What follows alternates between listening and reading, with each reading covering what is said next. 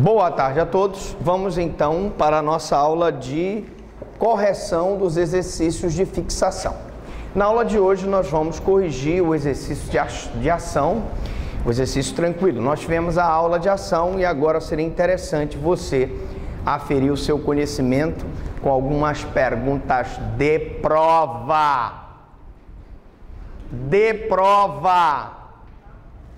Muito bem.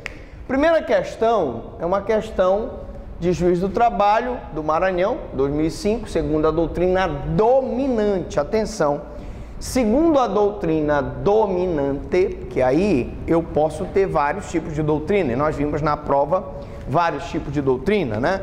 Mas eu quero a doutrina dominante. Então, segundo a doutrina dominante, a ação é dirigida contra o Estado e contra o adversário, exigindo-se a intervenção do juiz imparcial.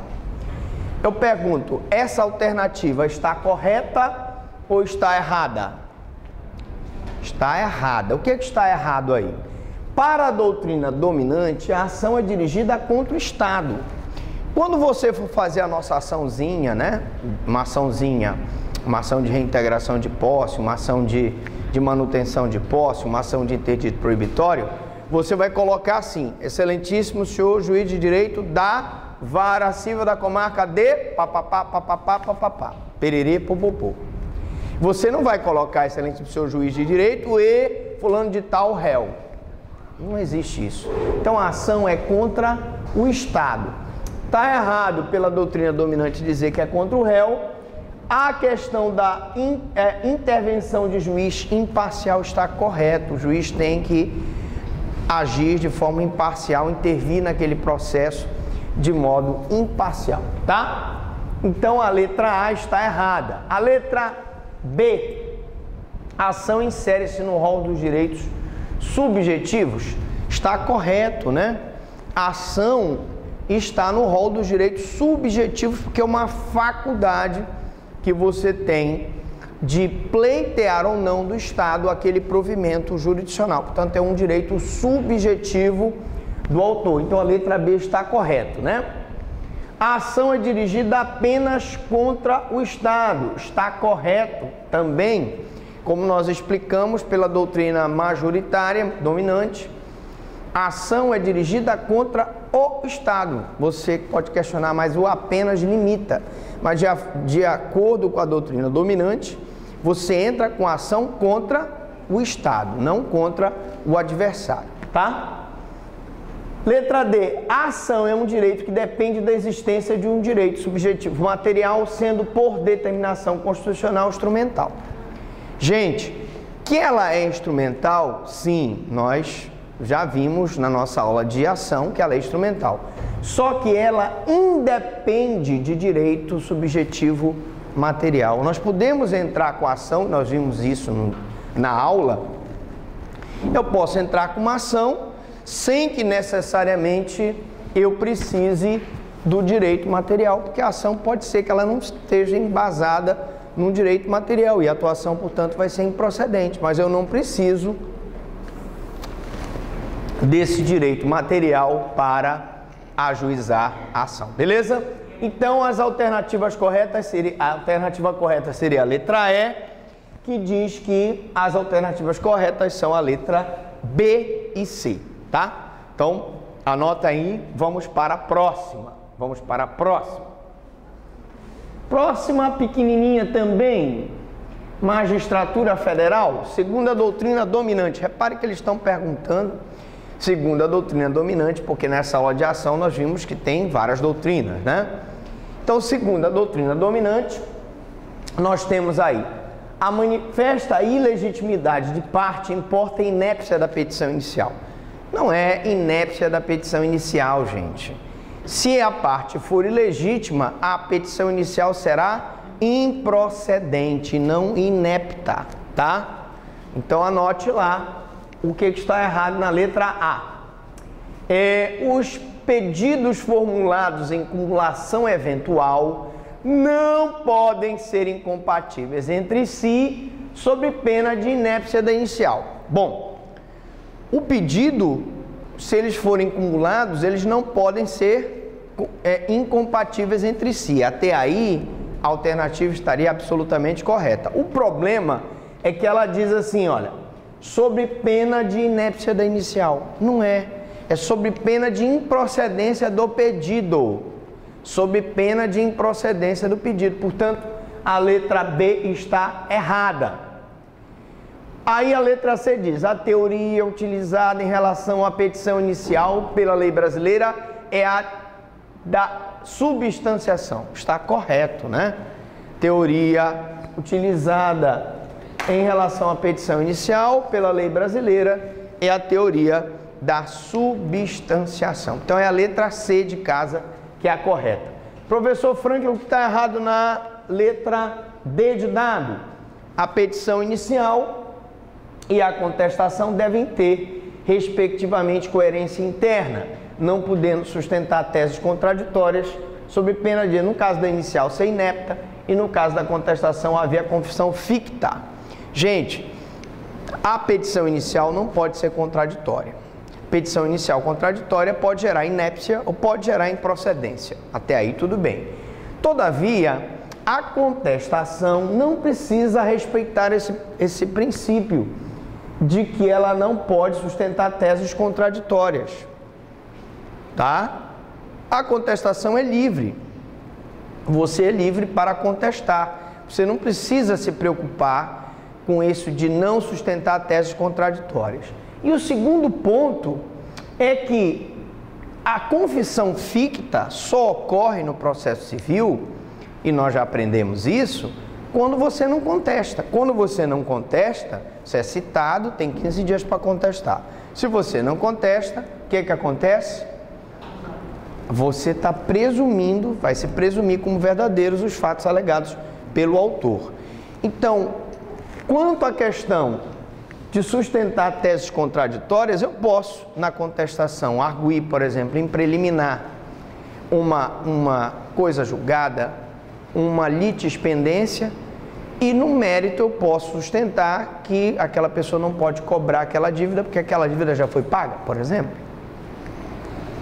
Então eu posso ter essa questão eventualmente contraditória. Você sabe que no júri, as teses que são defendidas pelos advogados de defesa, muitas das vezes são contraditórias, e nem por isso a pessoa deixa de exercer o seu direito de defesa. Então, o direito de defesa na contestação não está vinculado a essa questão dele da coerência interna e não sustentar teses contraditórias, tá? E também isso não gera confissão ficta. O que gera confissão ficta é a não contestação.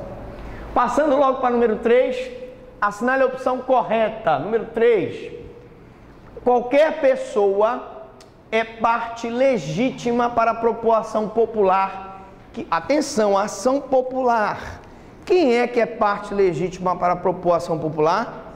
É o eleitor. Então, o que está errado aí?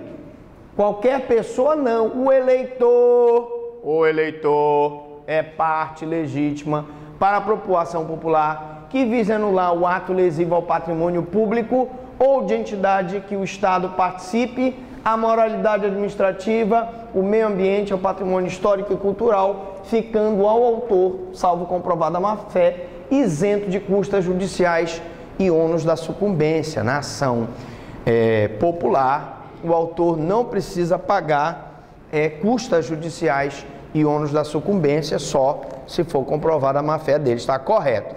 Então, a única coisa que está errada na letra A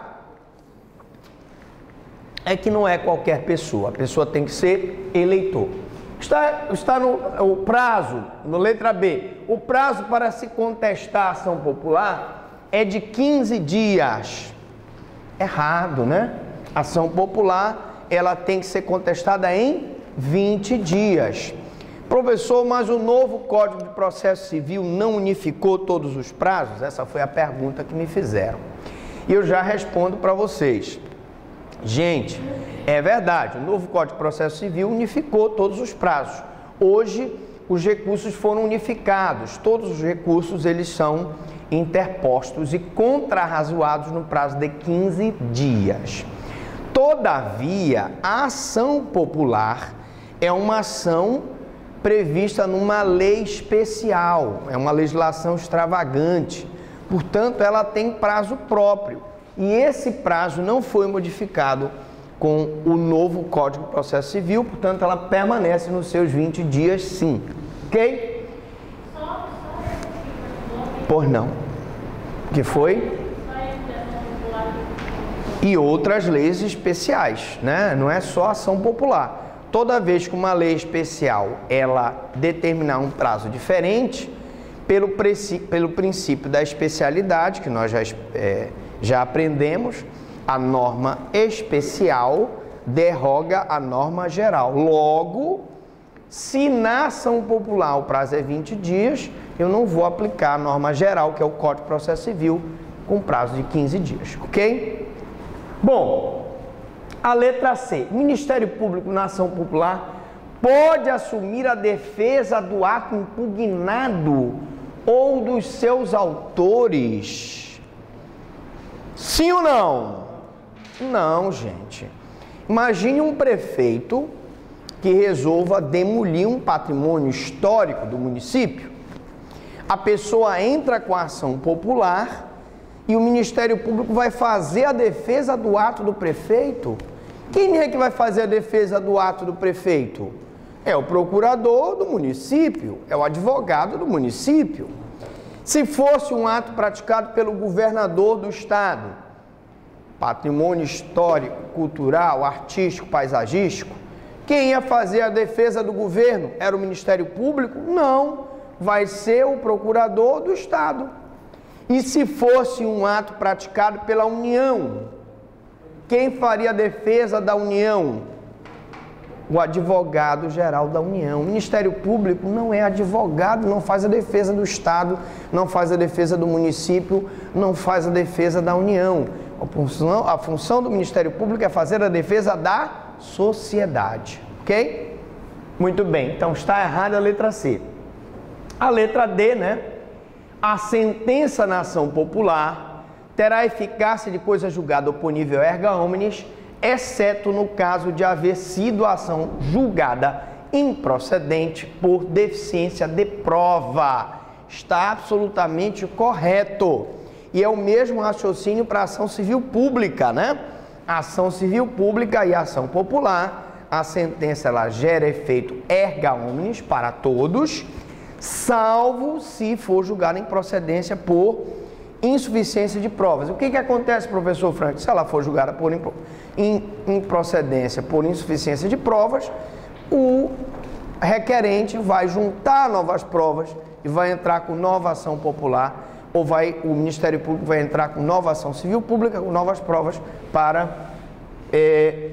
ajuizar em defesa daquele patrimônio.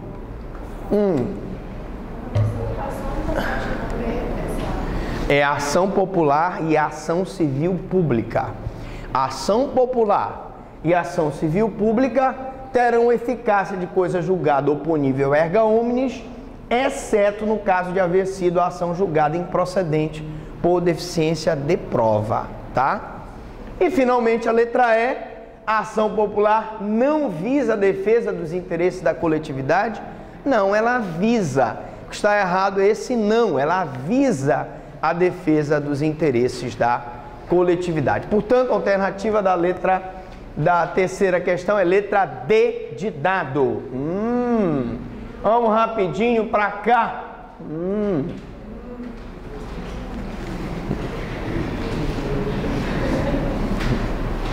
Vamos lá. Todo mundo preparado? Quarta questão. Promotor de justiça. No tocante à ação civil pública, é correto afirmar.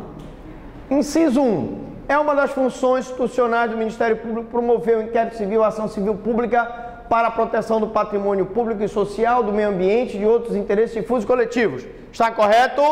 Sim ou não? Sim, correto. Inciso 2. Constitui pressuposto da ação civil pública o dano ou ameaça de dano ao interesse difuso ou coletivo. Está correto ou não? Sim, está correto. A ação civil pública poderá ter por objeto a condenação em dinheiro ou cumprimento de obrigação de fazer ou não fazer. Está correto? Sim, nós temos uma ação civil pública que vai pedir a condenação daquela pessoa em dinheiro, como é o caso da ação por ato de improbidade administrativa, né? Ou podemos ter uma ação, uma obrigação de fazer. Imagine uma fábrica que provocou um dano ao meio ambiente, então eu vou, através daquela ação, obrigar a fábrica a, por exemplo, tirar do rio aquele produto químico que poluiu. Vocês viram aquele caso há muito tempo atrás, de quando houve um vazamento de óleo da Baía de Guanabara, a Petrobras foi obrigada a uma obrigação de fazer consistente em tirar o óleo da Baía, limpar o óleo da Baía. Ok? Então, está correto, né? Ação civil pública, não haverá adiantamento de custas, emolumentos, honorários periciais e qualquer outra despesa. Está correto, né? Na ação civil pública não existe pagamento de honorários, não existe honorário de perito, não existe emolumentos, não existe custas processuais, tá? O Ministério Público não paga custas e não cobra honorários advocatícios. A sentença cível fará coisa julgada erga omnes, exceto se a ação for julgada improcedente por deficiência de provas. Nós acabamos de explicar que tanto na ação popular quanto na ação civil pública a sentença tem eficácia erga omnes, salvo se por improcedência, né, for improcedente por deficiência de provas, em que o Ministério Público poderá, através do inquérito civil, juntar novas provas e reajuizar outra ação para provar aquele dano ambiental, por exemplo. Então, todas as alternativas estão corretas, né? Vamos ver aqui, todas, né? Então, é a letra E. Todas as proposições são verdadeiras. Beleza? Até aqui tudo bem? Fácil. Vocês estão percebendo que tudo que nós falamos quando nós demos a aula, né? Quando nós demos a aula de Ministério Público, quando nós demos a aula de partes, de ação, de jurisdição, está tudo caindo nessas questões que são questões de nível de promotor de justiça, de juiz de direito, defensoria pública, para que você possa fazer essas perguntas de prova. De prova! Bom, vamos para a quinta. Essa meia complicadinha, mas a princípio ela parece ser fácil, mas ela tem um complicadorzinho. Vamos lá. O exame dos pressupostos processuais e das condições da ação, letra A, deve ser feito pelo juiz. Bom, eu vou logo dizer qual é a letra alternativa correta, para a gente matar as outras, né? Gente, a alternativa correta, o que vocês acham? Qual é? Letra E. Por que letra E? Porque os pressupostos processuais e as condições da ação devem ser feitos em qualquer tempo e grau de jurisdição, pois a questão é de ordem pública, não estando sujeita à preclusão. Veja que nós falamos várias vezes aqui, e quando se tratar de questão de ordem pública, né, que pode gerar uma nulidade absoluta, ela nunca preclui, né? Nulidade absoluta, ela nunca preclui. O que seria uma questão de ordem pública? Uma violação de um princípio de ordem pública, como contraditório, ampla defesa, princípio da igualdade de armas, princípio do devido processo legal. Qualquer um desses princípios gera uma nulidade absoluta. E se é uma questão de ordem pública, ela pode ser arguída em qualquer grau de jurisdição, porque ela nunca preclui. Portanto, com essa explicação, eu mato a letra A, deve ser feito pelo juiz no momento em que despachar a inicial, sob pena da preclusão, não é na inicial. Também a letra B, deve ser feito pelo juiz no momento do despacho saneador, sob pena de preclusão, também não é, porque nós já sabemos que ela sendo de ordem pública, ela pode ser arguída em qualquer juízo e grau de jurisdição. A letra C deve ser feita pelo juiz até a sentença final de primeiro grau, também não é. E a letra D, ela tentou ser enganadora, né? Ela diz assim, olha, Pode ser feito em qualquer tempo do processo pelo juiz de primeiro grau, enquanto não proferida a sentença de mérito, mas não em segundo grau, pois a questão refoge a atividade jurisdicional do tribunal. O tribunal, gente, ele não se escusa de apreciar nulidade absoluta. Ele não se escusa de apreciar questões de ordem pública. Então, o tribunal é obrigado a se manifestar caso as instâncias inferiores não o fizerem, ok? Então, a letra E, tranquilo, fácil. Agora, eu queria perguntar para vocês. Você sabe a diferença entre esse despacho da inicial e despacho saneador? Vocês sabem? Não sabem? Não, mas diga, pode falar. O despacho saneador é decisão sempre interlocutória, suscetível de por fim ao processo, que apenas resolve com força preclusiva questões incidentes relativas ao pressuposto processuais, condições da ação e validade dos atos do procedimento na fase postulatória. Olha, tá tão boa a resposta dele que eu vou pegar aqui para ler aqui. Daqui. E daqui. Onde é que está? Daqui. E terminar aqui, ó. Ah, não sei se eu vou conseguir ler. Se eu vou conseguir ler. Que minhas gafas já não estão boas. Decisão é sempre interlocutória, né? O despacho saneador. É insuscetível de pôr fim ao processo, que apenas resolve com força preclusiva questões incidentes, não é isso? Então, gente, basicamente, obrigado pela resposta, nosso querido aluno ali. Então, para que a gente possa ter uma resposta mais abalizada, eu diria o seguinte: quando o juiz analisa a petição inicial, ele vai analisar se a petição inicial preenche os requisitos, se ela não está inepta, por exemplo. Isso é uma análise da petição inicial, tá? O despacho saneador, ele já tem uma profundidade maior no sentido de que ele vai analisar a questão das provas, ele vai analisar se há necessidade de depoimento de testemunha, se há necessidade de perícia, se há necessidade de uma precatória, se aquela diligência é procrastinatória. Então, quando o aluno diz que gera uma decisão interlocutória, é porque se ele indeferir num despacho saneador, por exemplo, o depoimento de uma testemunha, você pode impugnar esse despacho através de um recurso chamado agravo de instrumento, né? Você sabe que no novo Código de Processo Civil só vai ter o agravo de instrumento, vai acabar o agravo retido, né?